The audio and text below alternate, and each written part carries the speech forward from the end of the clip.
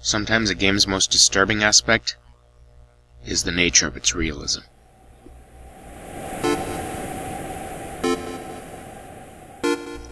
Home, a psychological horror adventure game by Benjamin Rivers, places you into the thick of one man's thoughts as he attempts to piece together recent events now culminating in the story you witness on screen.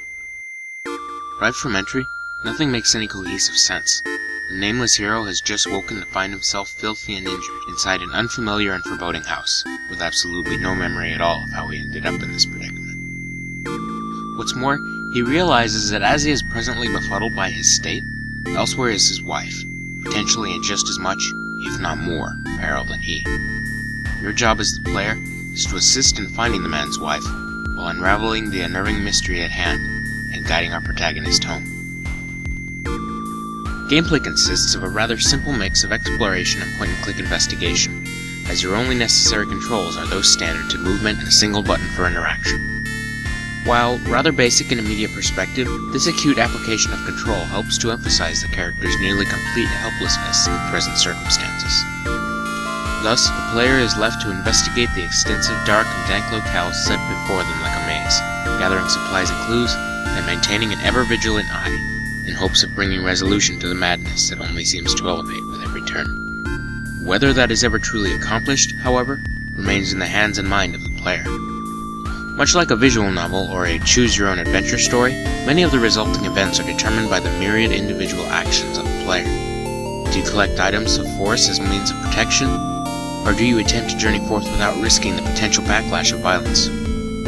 Will you take your time in venturing to collect more information, or will you simply blaze through the darkness as quickly as you can in an effort to find safety and assurance?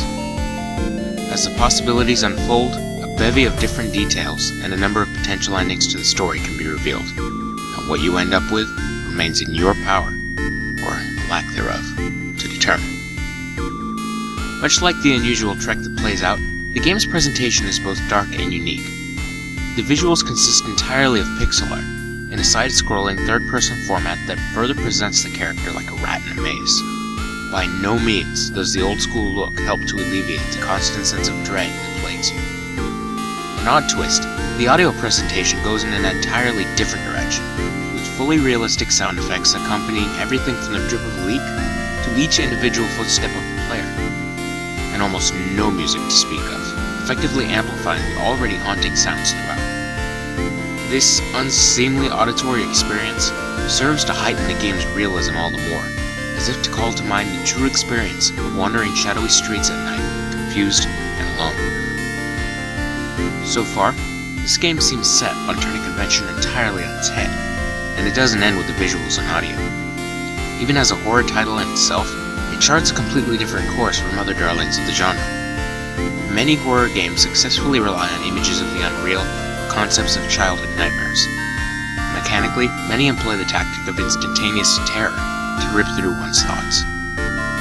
This one, however, plants its roots firmly in the grounds of realism and the unknown.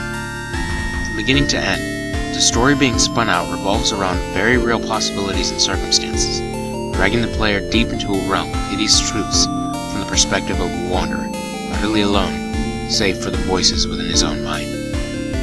While the game does occasionally employ maneuvers like jump scares, its primary catalyst for suspense is the seemingly endless battle with the unknown. A psychological horror game through and through, it demands the attention of the player as it actively reflects real-world monsters such as loneliness, darkness, confusion, and loss. With that understanding in mind, it's fairly safe to say this product pulls no punches. In terms of content, there's plenty of pixelated blood and a relative number of visible corpses throughout the dank locales.